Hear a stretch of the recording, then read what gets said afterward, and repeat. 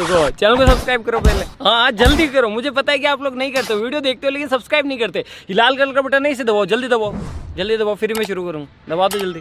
मूर्ख बहू। एक था बनिया। एक बार वह व्यापार के लिए प्रदेश जाने लगा।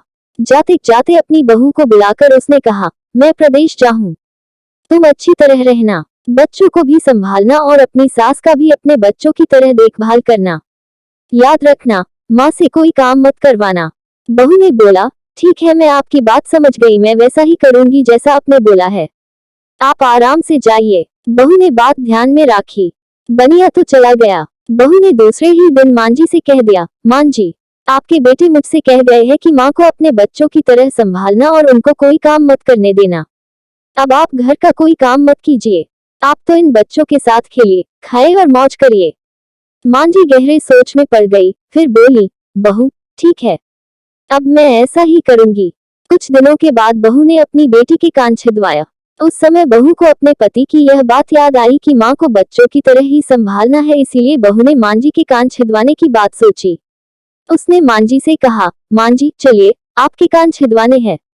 सुनकर मांझी घबरा उठी। उन्होंने बहू से कहा, बहू मुझे अपने कान नहीं छिदवाने हैं, क्या अब अपने इस बुढ़ापे में मैं कान छिड़वाऊं? बहू बोली, जी नहीं मांझी, आपको तो ये करना ही होगा।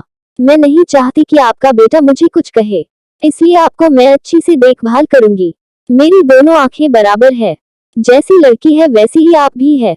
मांझी मन ही मन समझ गई और सुनार के पास बैठकर उन्होंने अपने कान छिदवा लिए। सुनार ने कान छेड़े और कान में धागा भी डाला। बहू जिस तरह रोज रोज लड़की के कान में तेल लगाती थी, उसी तरह मांझी के कान में भी लगाती रही। थोड़े दिनों बाद बहू ने अपने बेटी के लिए बाली बनवाए तो उसे अपने पति की बात आई, फिर उसने मांझी के लिए भी बाली बनवाए और कहा, आइए आपको यह बाली पहना दूं। उद्धरण चिन्ह। मांझी ने कहा, बहू मुझको बाली क्यों पहनाती हो, मैं बूढ़ी हूँ, मुझे इसकी जरूरत नहीं है। बाली तुम अपनी बेटी को पहनाओ, मुझको नहीं पहननी है। लेकिन बहू नहीं मानी, जबरदस्ती करके मांझी को बाली पहना ही दी। इसके पश्चात मांझी छोटे बच्चों के साथ अपना मनोरंजन करती, घूमती, खेलती और कई तरह के मौज मस्ती करती। बहू ने एक बढ़िया दिन देखकर अपने बेटे को नाई से चोटी रखवा ली। फिर बहू को मांझी की याद आ गई। मांझी बच्चों के साथ खेल रही थी, उन्हें वहां से बुलवा लिया और कहा, मांझी आइए, नाई के सामने बैठिए, अपने लड़के की तरह मुझे आपके सिर पर वो चोटी रखवानी है। जब गोविंद की चोटी रखवाई है तो आपके क्यों न रखवाऊं, इसलिए आप जल्दी आइए। मांझी ने बहू को बहुत समझाया, पर बहू टस से मस न हुई। आखिर मांझी नाई के सामने बैठी और उन्होंने अपने सिर पर चोटी रखवाई। बहू ने गोविंद को और मांझी को जो बोला वही किया उनके साथ। बाद में बहू रोज मांझी की चोटी में तेल डालती, चोटी गूंथती और सर पर ओढ़नी डालकर मांझी को बच्चों के साथ खेलने के लिए भेजती। जब खाने का समय होता तो बहू उनको आवाज देकर बुलाती है।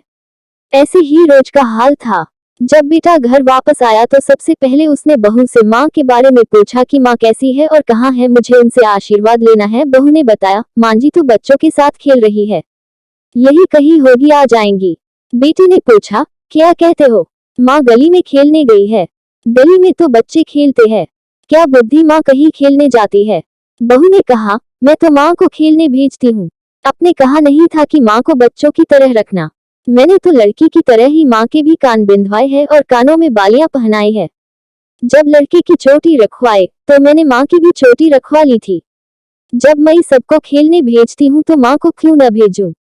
मुझको सबके साथ साथ एक सा व्यवहार करना चाहिए। पति समझ गया कि उसकी मूर्ख स्त्री की अकल का दिवाला निकल गया है। बाद में पति के कहने पर बहू ने माँ को पुकारा। मांझी गली में से खेलती खेलती आई और अपने बेटे को देखकर उसकी आंखों में आंसू छलछला आए। माँ की हालत देखकर बेटा भी दुखी हो उठा। बहू की मूर्खता के लिए बेटे ने माँ से माफी मांगी और बहू को बड़ी उल्टी सीधी सुनाई। तो कैसी लगी यह फनी स्टोरी इन हिंदी जो सास बहू की कहानी पर आधारित है?